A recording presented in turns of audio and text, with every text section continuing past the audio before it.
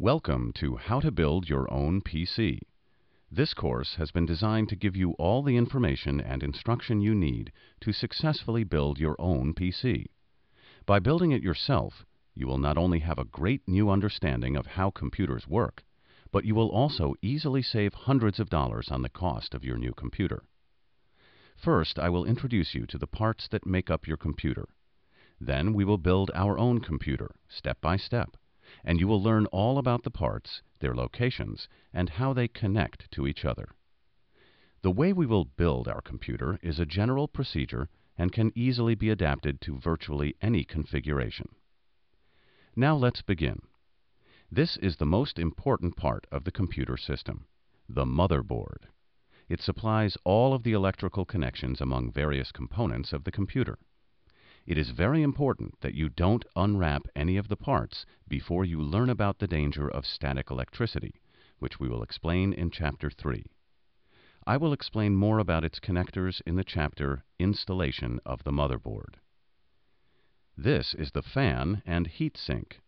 We will connect it to the CPU and install both as a complete unit onto the motherboard.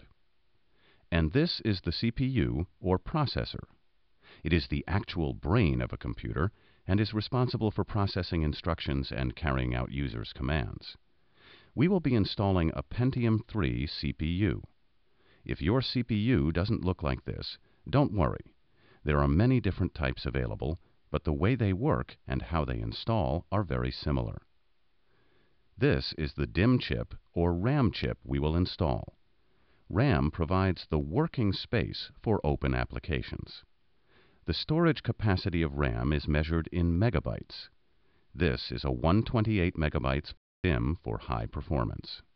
This is our hard drive. We have chosen an Ultra DMA drive because it is fast and inexpensive. Most new motherboards support this type of drive.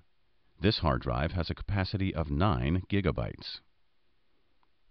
This is the DVD-ROM drive we will be installing.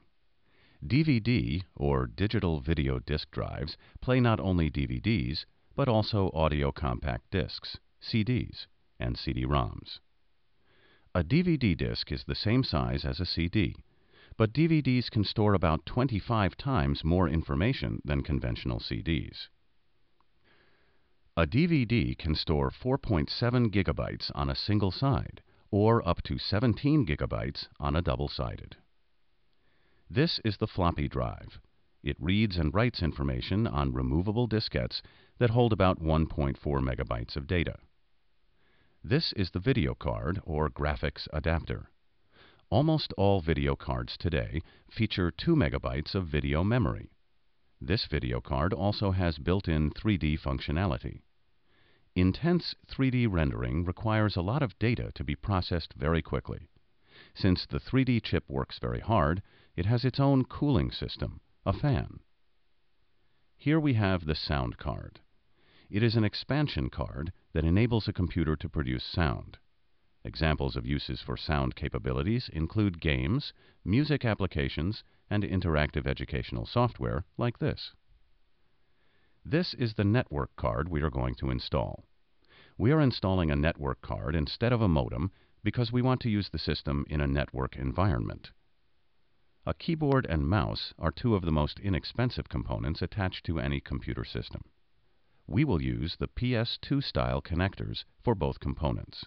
And we are going to use standard speakers with a 1/8 inch mini jack connector.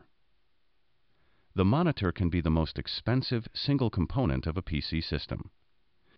It is great to have a nice and sharp monitor, but it's the graphics adapter that controls the resolution of the image and number of colors that can be displayed.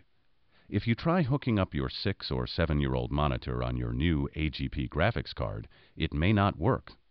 Monitors have gotten cheaper, so it is a good idea to get the biggest size you can afford. Now that we have introduced you to the components we are going to use, check the list of your PC parts to ensure you have enough components to assemble a working PC.